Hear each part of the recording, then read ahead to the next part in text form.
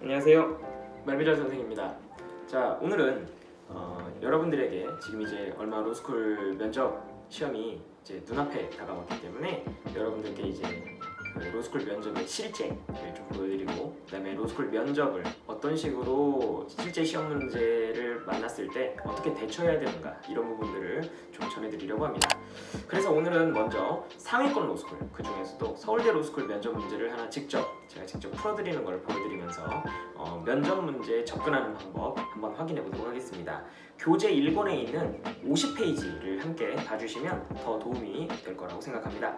자, 작년도, 그러니까 2018학년도에 나왔던 서울대 면접 문제를 먼저 한번 보도록 할게요. 자, 이 문제에서는 제시문이 3개가 나왔고요. 그리고 이 제시문 3개를 가지고서 이제 문제를 풀어나가는 그런 형태인데요. 서울대 면접 문제의 특징이 뭐가 있냐면 제시문은 주는데 문제는 보여주지를 않아요. 그래서 이 학교 같은 경우에 이제 접근하는 방식이 조금 어려울 수 있습니다.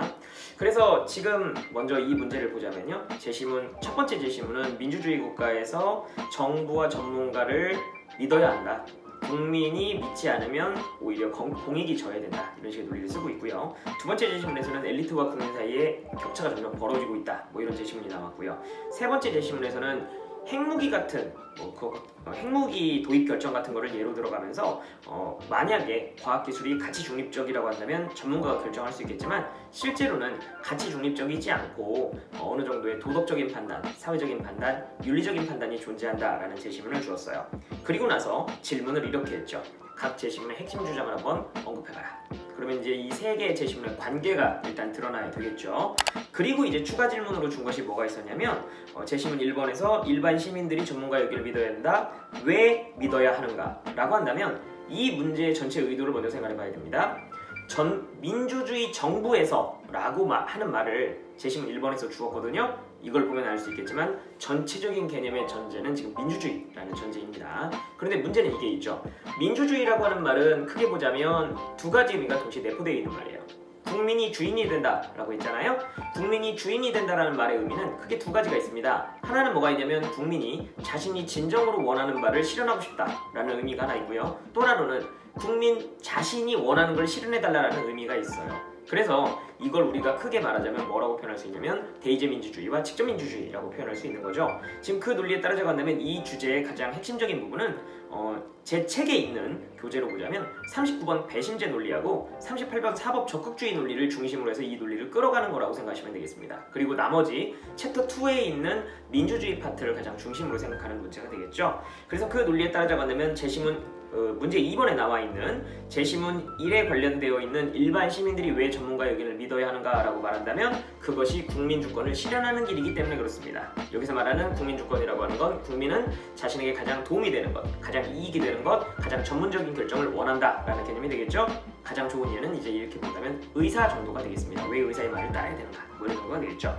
자, 3번 문제에서는 뭘 물어봤냐면, 제시문 3번에서 일반 시민들의 의견을 들어야 되는 이유는 뭐냐라고 했거든요. 이것도 마찬가지로 국민주권이라고 대답을 해야 되겠죠. 그럼 여기서의 국민주권의 개념은 뭐가 되냐면, 최종 결정권을 국민이 스스로 가져야 된다.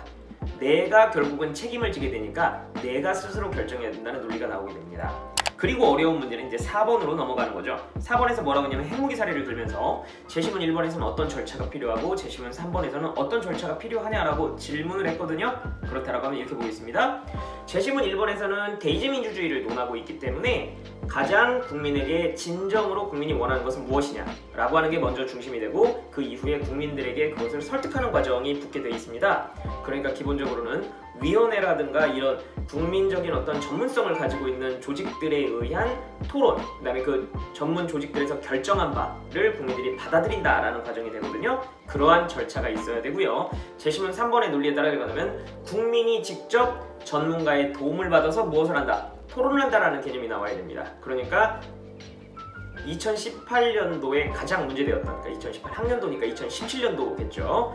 공론화위원회 같은 형태가 나와야 됩니다. 공론화위원회 같은 국민 자신이 스스로 공론을 통해서 자신의 의사결정을 먼저 하고 그 과정에서 전문가들이 도움을 주어야 한다. 이런 식의 절차들이 나와야 됩니다.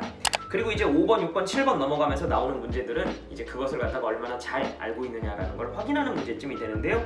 거기서 가장 어려운 문제는 7번 문제점이 될 거예요. 전문 지식인의 의견만으로 정책 결정이 가능한 상황이 있을 수도 있는데 현실에선 그런 경우가 거의 없다. 어떤 사례가 있을 수 있느냐라고 한다면 굉장히 특수한 사례라는 것을 우리가 생각해 볼 수 있거든요. 가장 특수한 사례를 짚어주시면 되겠습니다. 그런 대표적인 사례로는요, 전쟁과 같은 상황, 두 번째로는 재난 상황 같은 것이 대표적이 되겠죠. 그럴 때는 다수의 의사 판단, 윤리적인 의사 판단을 갖다가 요구하는 것이 아니라 오히려 빨리빨리 결정해야 되는 거다 라고 생각할 수 있거든요. 이건 제 책에 보면 뭐에 나와 있냐면 민주적인 의사결정 방식에서 어떤 경우에 독재라는 방식을 사용해야 하는가, 뭐 이런 경우라고 볼 수 있겠습니다. 가장 대표적으로 그러니까 질병이 엄청나게 유행하고 있는 상황, 이런 상황에서는 전문가, 즉 질병이나 보건, 국민 보건에 관련된 정책들을 세울 수 있는 사람들이 빨리빨리 결정해야 된다. 그럴 때에는 국민들이 직접 결정할 필요가 없다. 뭐 이런 식의 논의들을 하실 수 있을 겁니다.